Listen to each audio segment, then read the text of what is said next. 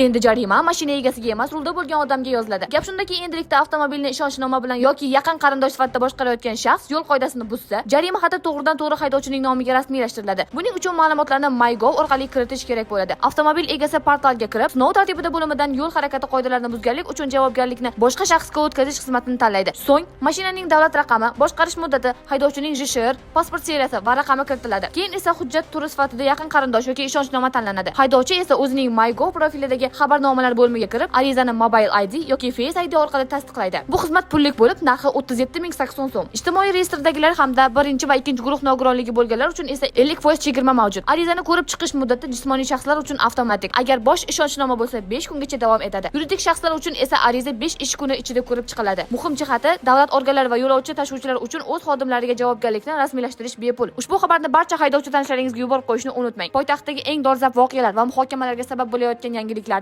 Toshkentliklar 24 kanalida kuzatib boring.